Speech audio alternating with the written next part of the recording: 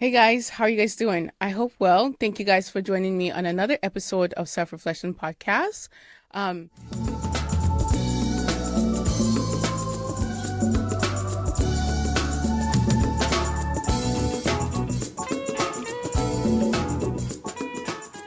Today we are back again in the studio with Spencer Christian. I am excited to be having this conversation with him today because today our questions for today is coming from you guys out there. Last time we were in the studio with Spencer, we talked about how, we wanted some people out there to give us some comments, Hmm. feedback, and some of the things that they would like for you to share their opinions on. Right. Right. So we got some questions here, and I'm excited to actually dive into this conversation today. But before we do get into our conversation, I want to allow Spencer to, welcome you guys back to Self Reflection Yeah, Podcast. welcome back. I'm obviously very happy to be here. I really enjoyed our previous conversations Thank you. and our ongoing conversations, and I'm eager to see what is on people's minds Yes. and what questions they have. And so it's a good chance to have some dialogue, I Mm-hmm. guess. Yeah. Yeah, I'm excited. I think this is actually one of the first ones that Self Reflection Podcast is having. So Ah, I feel really honored to be able to do this with you. yeah. So, yes, so I'm My excited. honor too. Yeah.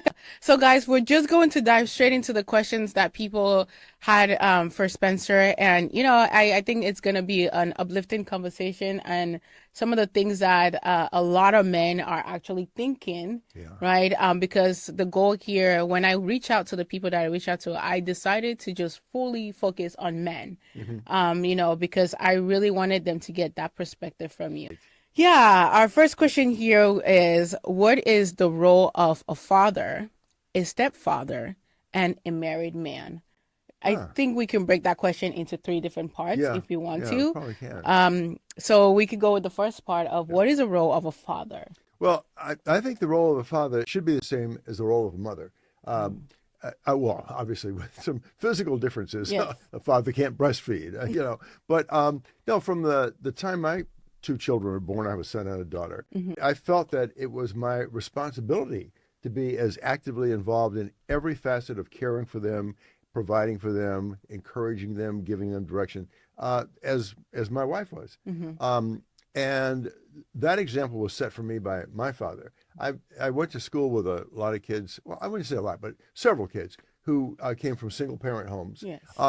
Not that they didn't end up doing okay in life, but I think it's easier when two parents share all the responsibilities together. It's just less challenging Hmm. for each individual parent. And I don't understand why so many people think the parenting roles for fathers and mothers should be very different. Yes. You know, I jumped in there, changed the diapers, and gave baths, and enjoyed doing it Hmm. because this was my flesh and blood. Yeah. You know, I helped produce these two new lives just as my wife did, and I wanted my children to grow up with a feeling that their father loved them as much as their mother did, was as involved in their care Yeah. and and setting a direction for them as the mother was. So yeah, I think fathers should be involved, more involved than, in my observation, most fathers tend to be. Hmm.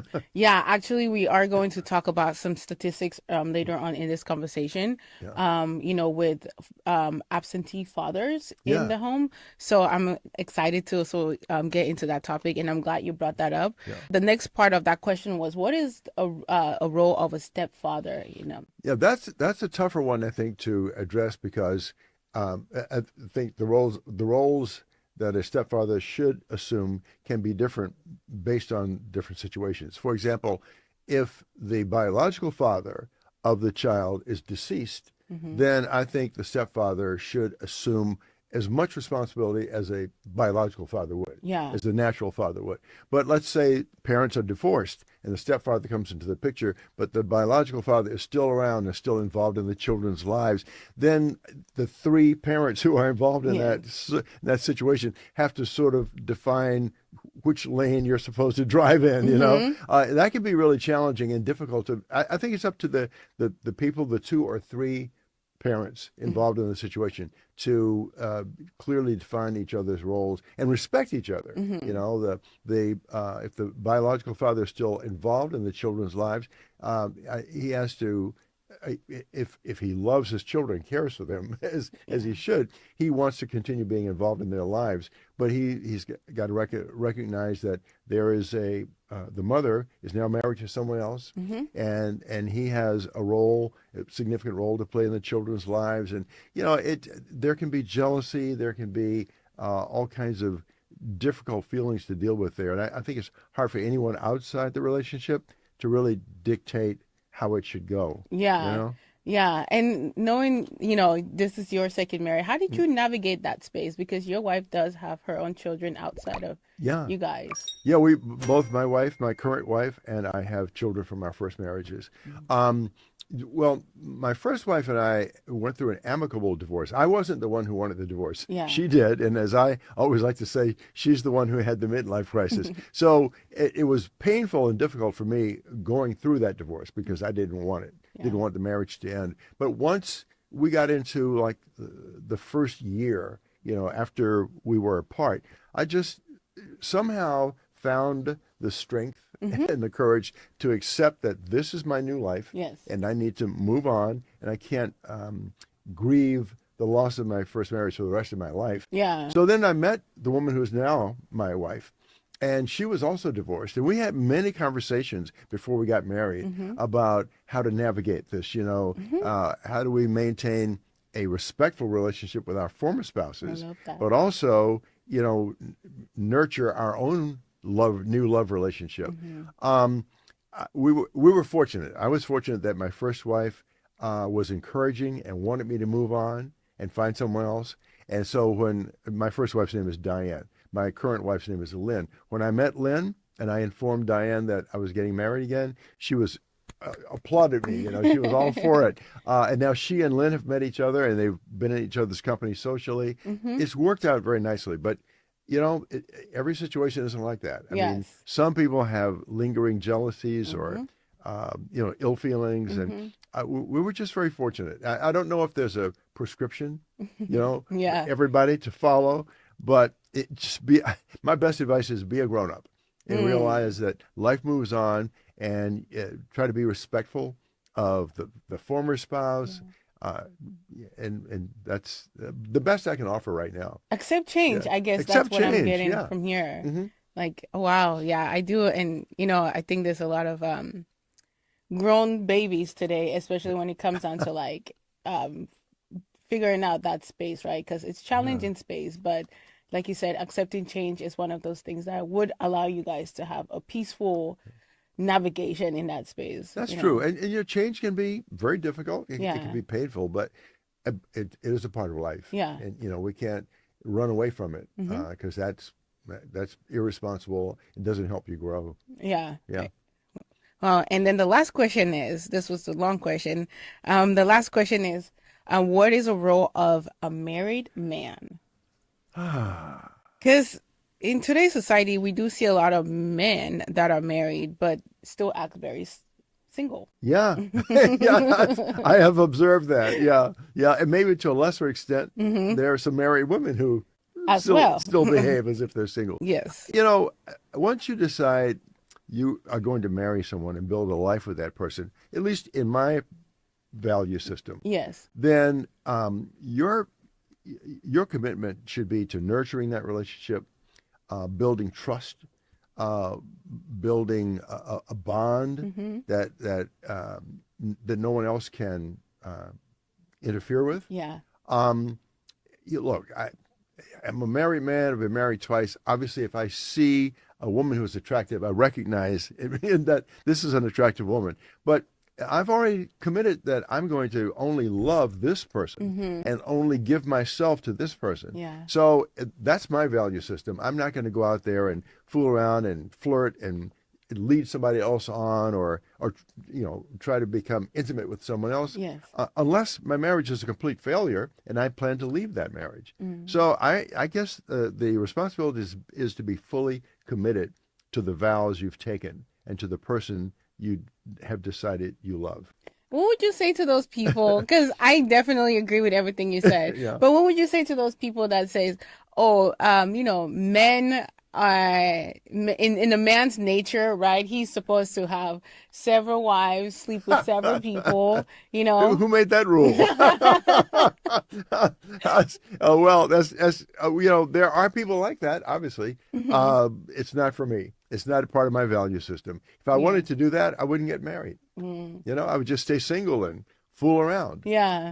And I think if it's in an individual's nature to do that, then don't commit to somebody else and promise to love, honor, and cherish that one person. I agree. Yeah. Yeah, and just to add on a little bit on that question, I think you touched on trust, and that's a conversation that we've been having a little bit. We're talking about trust in our family right now. It's such a big thing for us. How do you build that trust for yourself and for the people around you? That's a really good question. I'll try not to be too wordy in my answer, but I think if you really genuinely care about a person, love a person, whether it's a spouse or a sibling or a child, Yeah. you will interact with that person in a way that that communicates the fact that you can be trusted. Mhm. You will be honest. You won't mislead them. You won't lie and exaggerate and distort things. But there's something that has to be built trust over Yeah. a period of time. I mean, you don't win trust right away. Yeah. You don't earn it right away, and you don't prove yourself to be trustworthy right away. It takes time and investment of yourself in the relationship. And if you are true to yourself and true to whatever commitment you've made to this person whose trust you want to earn, Yeah. whether it's a spouse or a sibling or a child, if you invest yourself in that relationship so that the person knows you're there for them, you care for them, Yeah. that that they are a priority in your lives, then you will win that trust. Mm-hmm. Yeah. Now, but again, it's an ongoing process. Yes. Like every day, my wife and I will do something to prove to each other that we are committed to each other and have each other's best interests at heart. Yes. And that we can be trusted. But same thing with my children. My children are grown up now. My son is about to turn 50. Um, but I think he can remember when he was just 5, Yeah. when Dad was there for him. And if Dad said, "I'm going to be here for your baseball game, your soccer game," I was there. Wow. Or if I said, if I had to work long hours, but my daughter's birthday party was coming up, if I said, "I'm going to be there for your birthday party," and I showed up, she knew that she meant more to me than whatever other thing I was involved in. Yes. Yeah. Absolutely. I love that, because it's challenging to build that trust, especially in today's society, right? But I think you mentioned something there, like no, letting that person know that, you know, showing up for them, right? They're important. Showing up for Like them. that's a beautiful one. Yeah, showing up for them. That's Yeah. right. Okay, so our next question is, do you think the man up, right, mentality is toxic? It can be. Expectation, sorry. Yeah. Oh, toxic. Yeah. Yeah. Well, there's this. We hear a lot these days about toxic masculinity. Mm-hmm. I mean, there is such a thing. I think, different people have different views Yeah. about what a man should be, Yes. and what it means to be a man. And I, I think there is room for a lot of different ways of viewing what a man's role is in life. Mm-hmm. Um, but I personally have discarded that old belief that maybe my parents' generation had, which is that, the man should be the decision maker and the final authority on everything, and he should be the boss of the house. And in a relationship, Mm-hmm. I think it's ideal for people to share responsibility, respect each other's authority. Yes. And as a man, I don't feel that I have a right to tell my wife, "You can't do this," just because I maybe disagree with her approach to something. I'm not going to say, "No, you should do it my way." Mm-hmm. You were talking about manning up. Mm-hmm. Yeah. Um, I hate to get political, but Please. in the Trump campaign, there was a lot of that toxic masculinity, where men had the swagger and they had to show that they were in charge and they were the tough guys. And, Yeah. yeah, you can be a tough guy and a strong person without making a display of it, a public display of it, Mm-hmm. and making yourself look like a jerk. Yes, I agree. Yeah.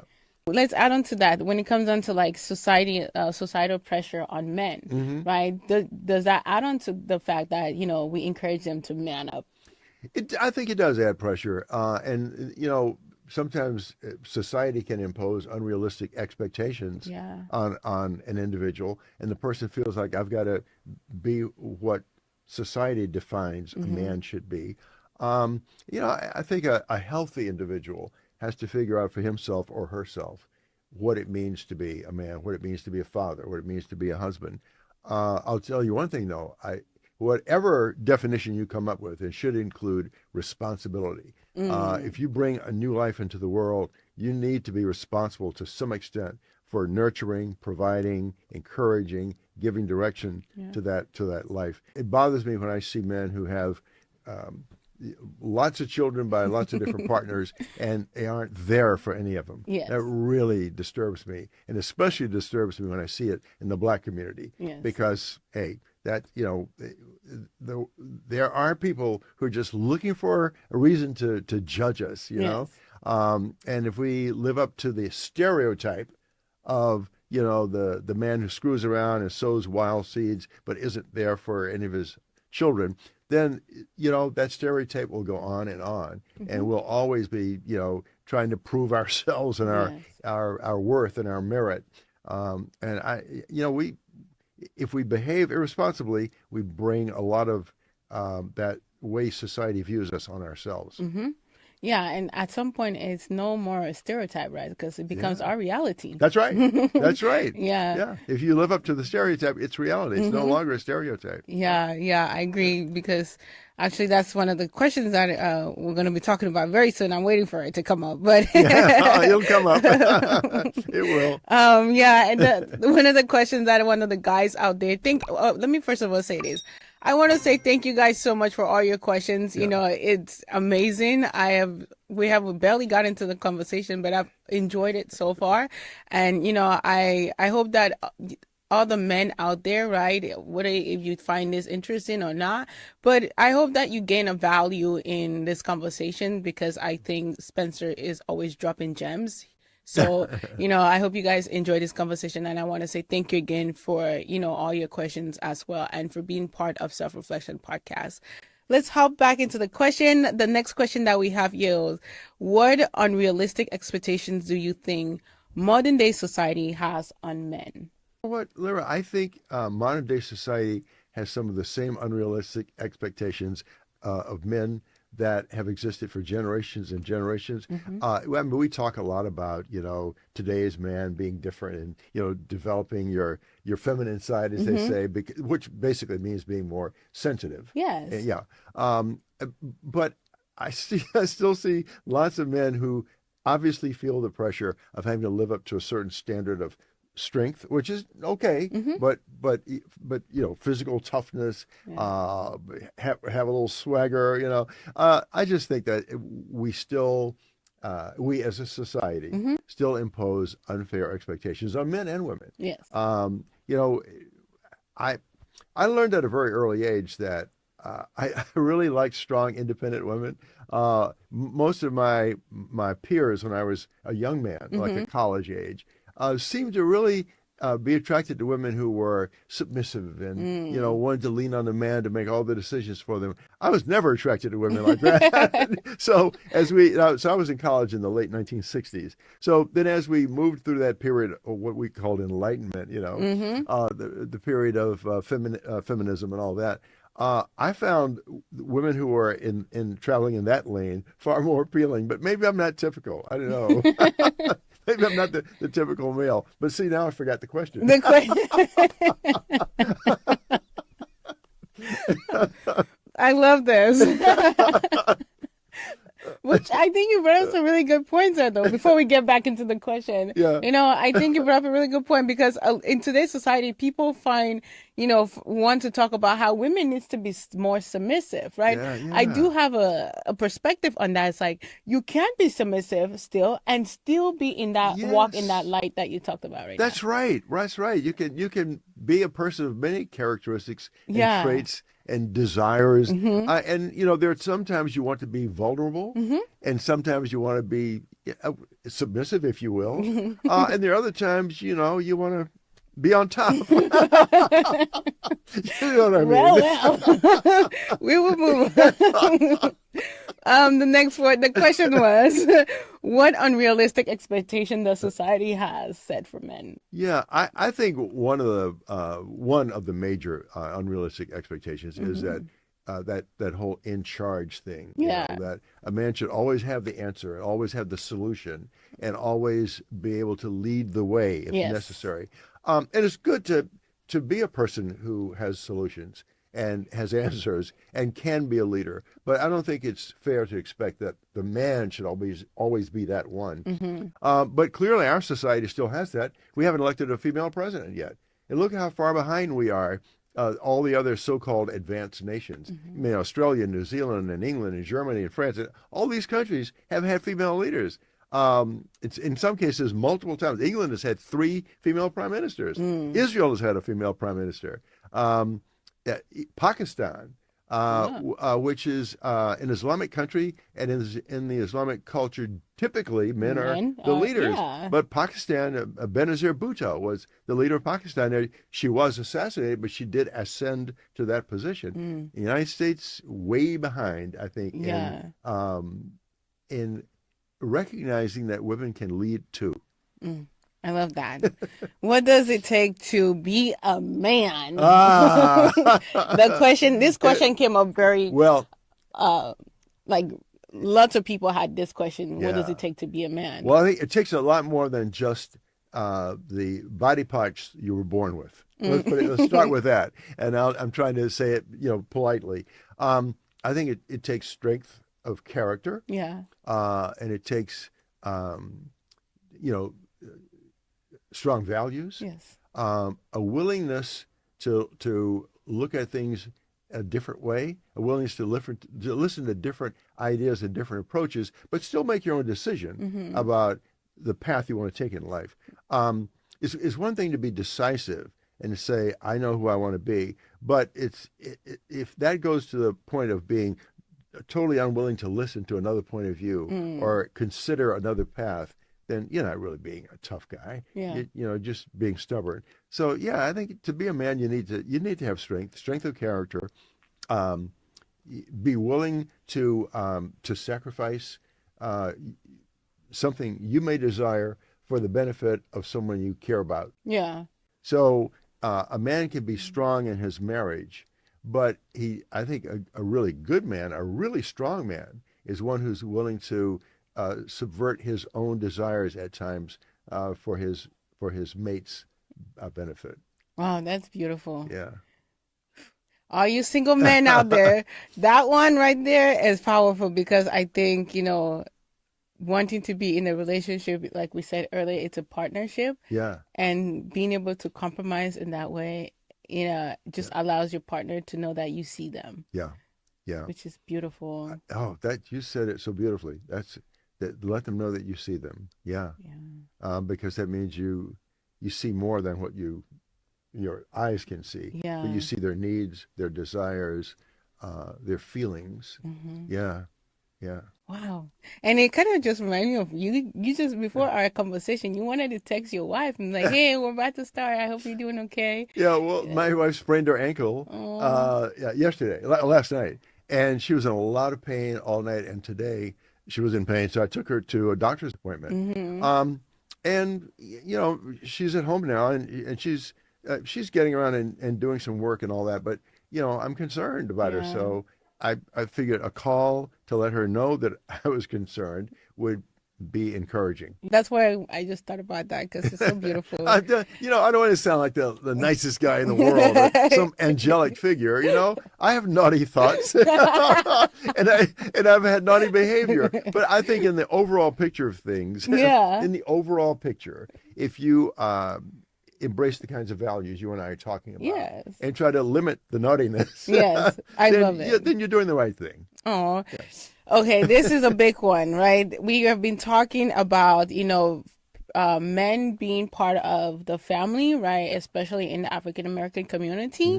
Hmm. Approximately 70% of Black children are being raised in single parent home Oof, today. that high a percentage. Yes, approximately 70% of children are being raised in single mother home, which Mm. is it's sad to Yeah, see. yeah. When you look at the statistic, I think 36 or 37% of African Americans get married, which is really it's lower than, the Than the other. general population. Yes, Yeah. we're not getting married, and then we are having this high rate of like children growing up in single parent home. And you know when it comes down to like us talking about being a man, Hmm. right? This plays a key role in that aspect because, in my opinion, I think children needs the father and the mother, Yeah, right?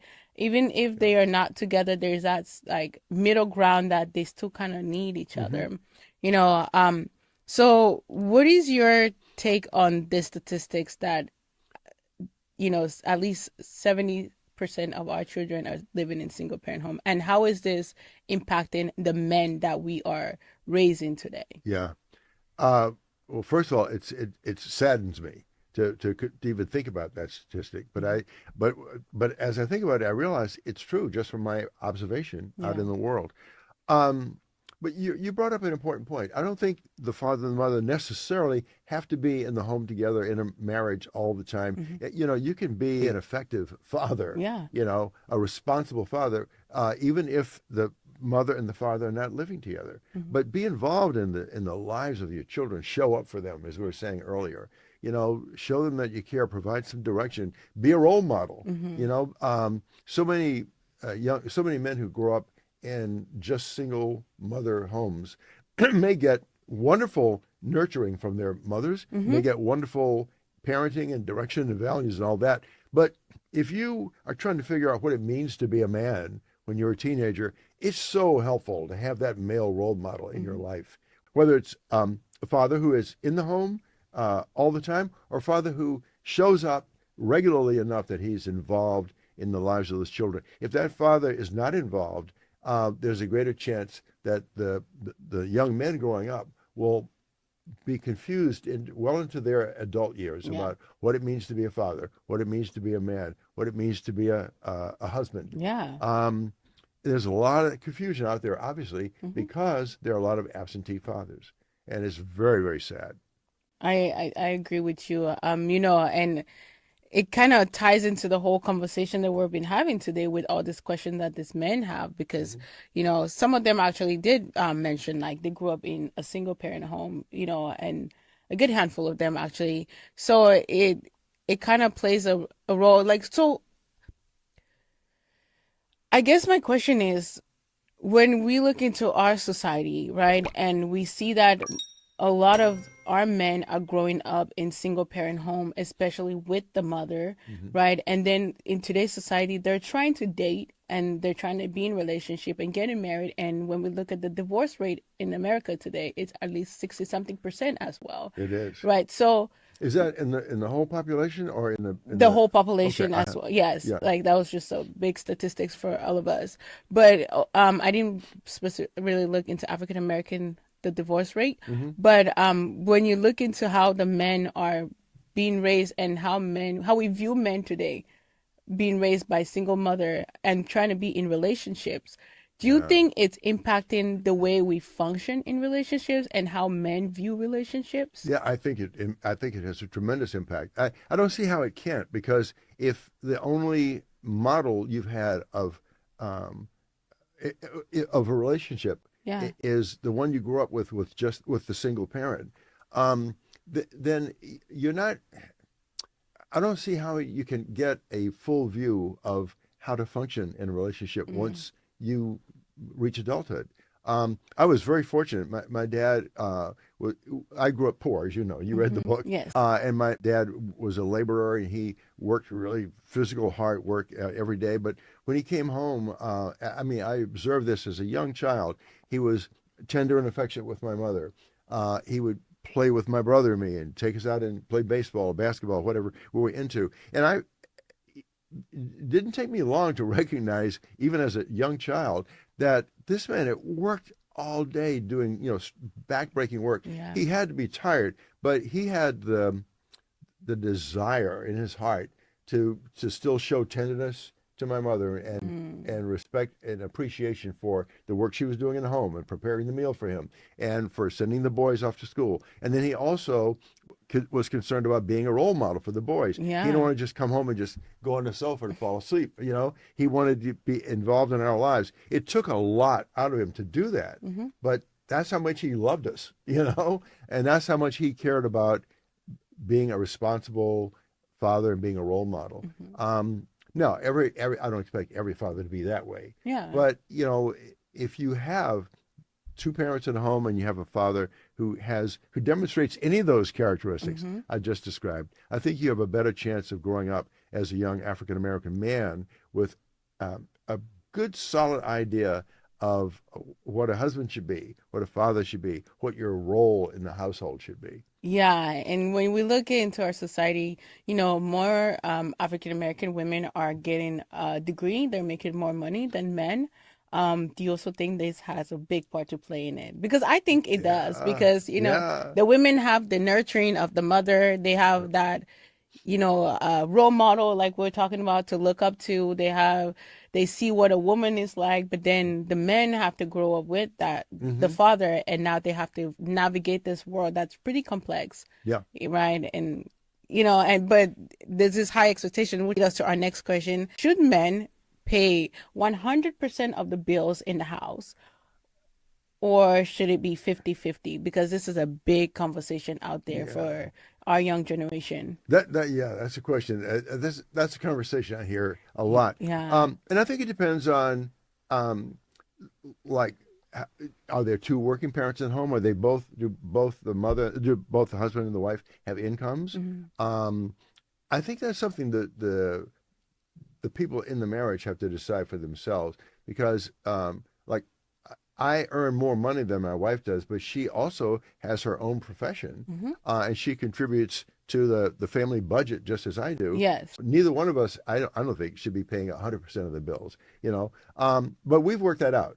Our thing is that okay, there's certain bills that my wife prefers that I handle Mm. because she just doesn't want to be bothered thinking about those numbers and what's owed and where it's owed. And Yes. there are certain other bills that she would prefer to handle on her own. And it's not about the ones that are in my name I pay and the ones that are in her name she Mm. pays. We just worked it out together, and I think that's what people have to do.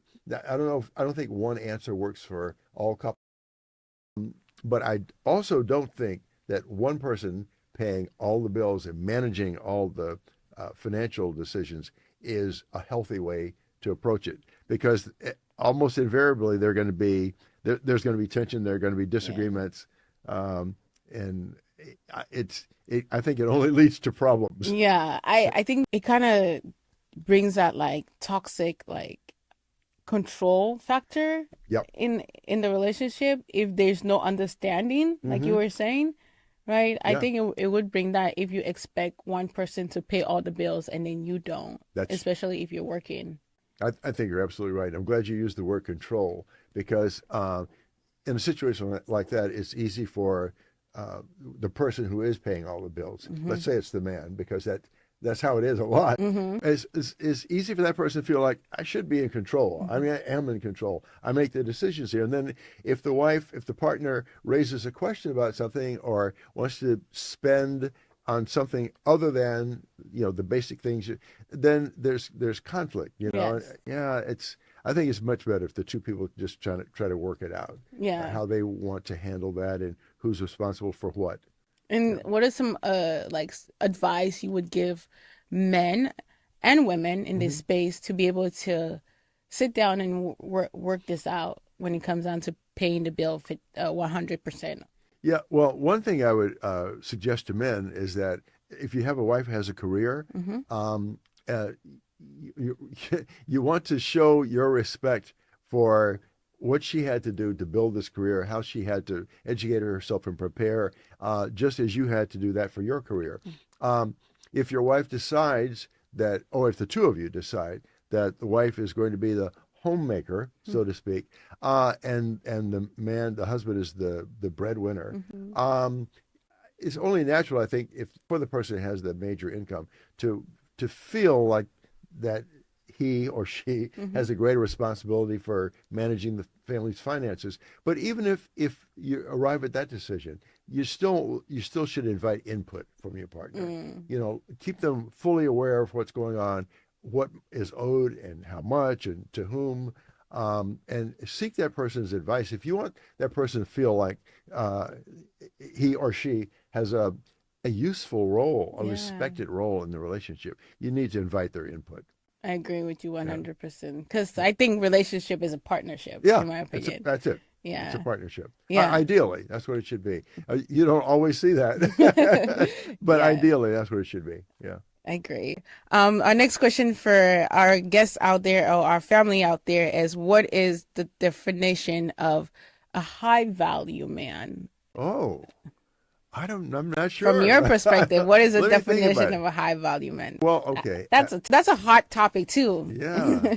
Well, I'm just giving my opinion, and I hope our friends out there realize that I'm not professing to be the guy who knows it all and has all the answers. I like to add that if I give you my opinion on something, Mhm. it's just my opinion, Yes. and if you have a different point of view, that's fine. Yes. You're just wrong. No, no, no.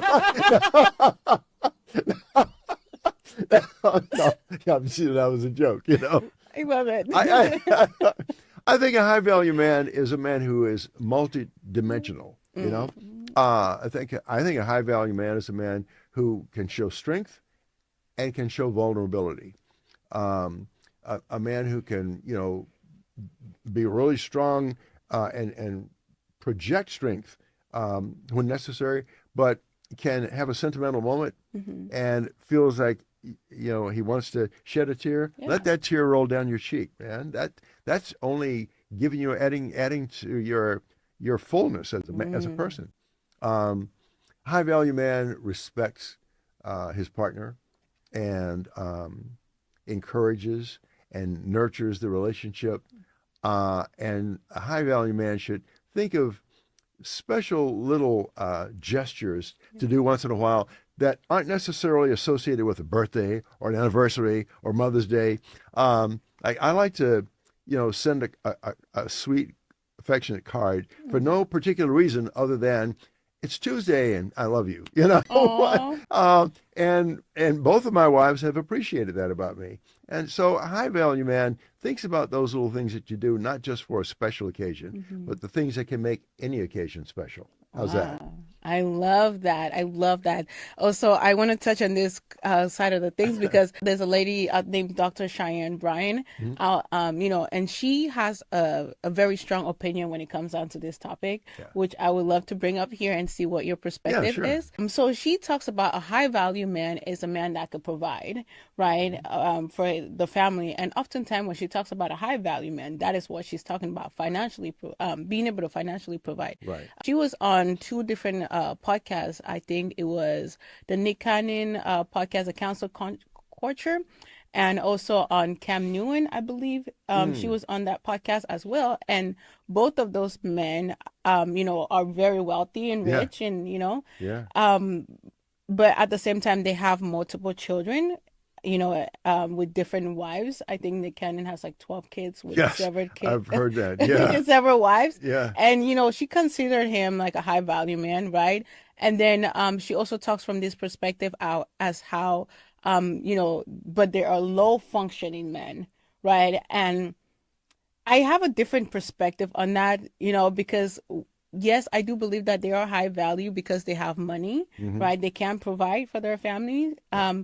But at the same time, when I think of value and listening to you right now speak, when I think of value, I think money is the lowest thing on my list when it comes down to a person having a value, Hmm. right? Because I think there's so many other things that makes a person, I think, worthy of and valuable. And let me just say, I think we're all valuable, Yeah. right? We all have But value. when we're Yeah. talking about like the material world, Hmm. right, I think money is the list on my bucket list to consider a person a high value person, And when she talks about functioning, um, And she said that those men are low functioning. I think is the total opposite. Yeah. I think they're very high functioning, Yeah. right? When you look at it from my perspective, it's like they have amazing career. They were able to, function and build their family. They are also very functioning when it comes down to producing, right? Mm. And having children in the world. So what do you think about that? Do you Yeah. think, I know I said a lot right No, now, I'm but glad you did though. Yeah, yeah, because you gave me a lot to think about,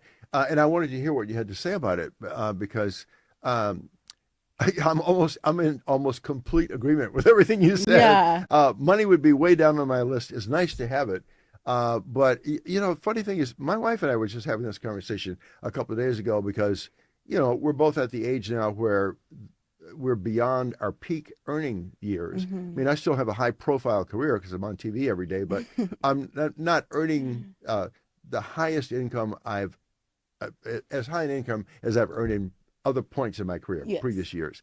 Um, and we both said, well, we have both been poor, and we've both been in situations, in conditions where we didn't have much money, but we found happiness and fulfillment in some other things in our lives that were important, even without the money, yeah, that we'd like to have for a nice vacation or, a nice getaway.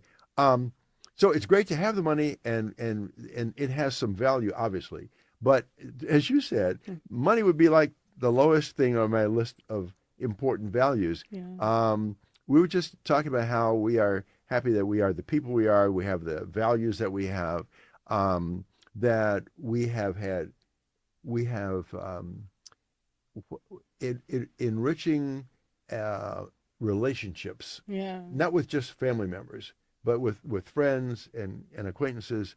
Um, those things to me are more important than the money. But it's great to have the money. So it's hard for me to determine, Lyra, what a high value man is. hmm I can only give you my point of view. yes, Um, and in fact, if you are a man who does have a lot of kids with a lot of different partners, and you are not providing for those kids or involved in their lives to provide any kind of direction for them, I don't think that's high value at all. hmm It's, you know, that's high potency, but I don't know it's high value. yeah.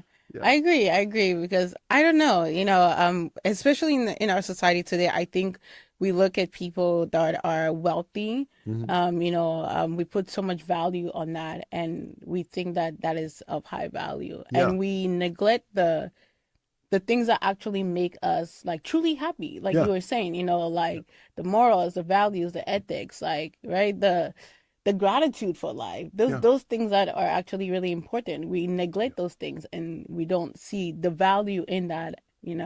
No, you're So, absolutely right. I totally agree. And again, we're not saying that the money isn't oh important. yeah, Yeah, no, money's great. it's great. It's We all great to need have money. it. Yeah, but there's so many other things that I Yeah. think are more important in my list of what matters in life. Yeah. Great to have it, but I've been without it and hmm still found fulfillment and Absolutely. happiness. Yeah. Yes.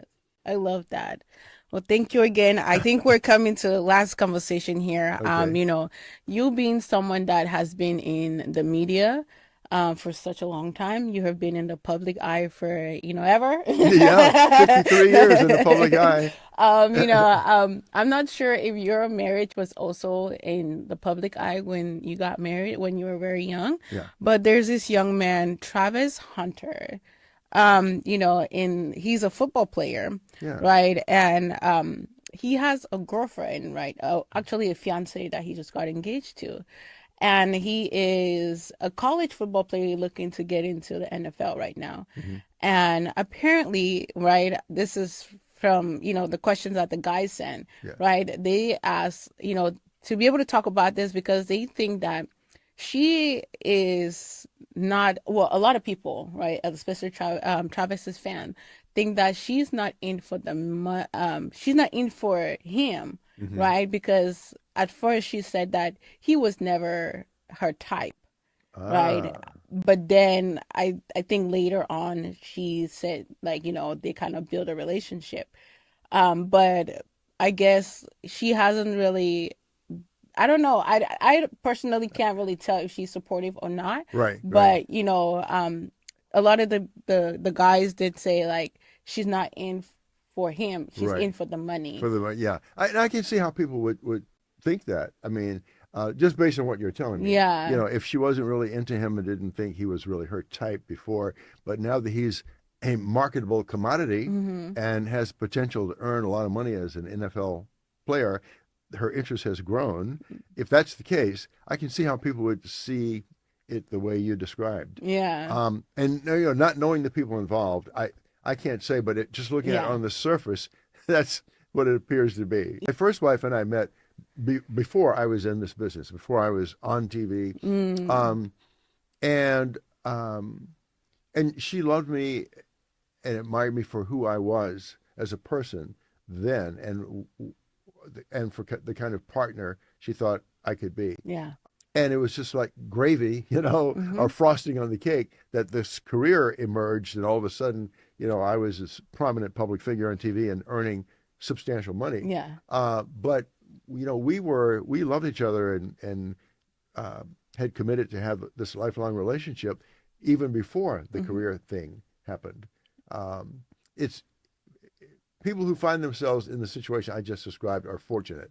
You know, Mm-hmm. I can see how there could always be questions when a person is about to achieve fame and fortune, and all of a sudden, a person who might not have been interested before is interested. Yeah. You'd have to question that. Yeah. Yeah, it's interesting because there has been also several clips of like them having interaction, and it didn't seem very positive. So Mm-hmm. people are now saying, "Oh, she's not, there Yeah. Yeah. for the heart and the Yeah. love." Well, And I'm not going to judge, but yeah, it does look that way. yeah. So I don't know. I don't know their situation. Yeah. Honestly, what we could be seeing on media could be totally different back in, Yeah. you know, uh, back in the home or That's something true. like that. But do you think that this is general now, right?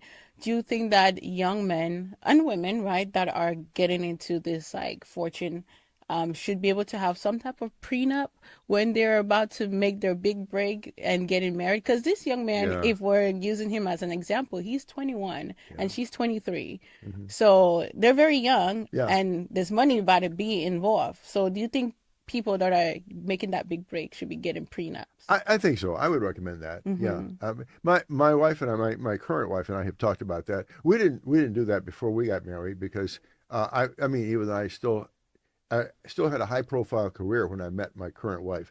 I was beyond, you know, the point where I was at my peak Mm-hmm. of earnings and the peak of my exposure on national TV and all that.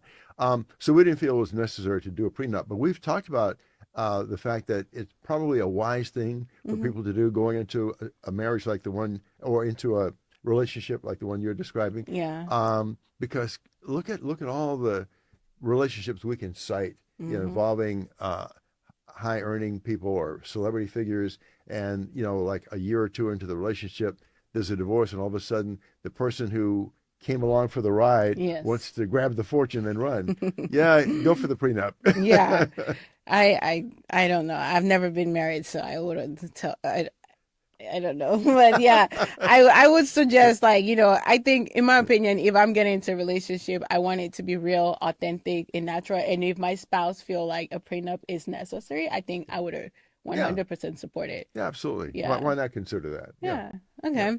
Well, guys, before we actually end this conversation, I want to encourage everyone to go out and check out Spencer's book, You Bet Your Life. It's an amazing book. It tells a phenomenal story.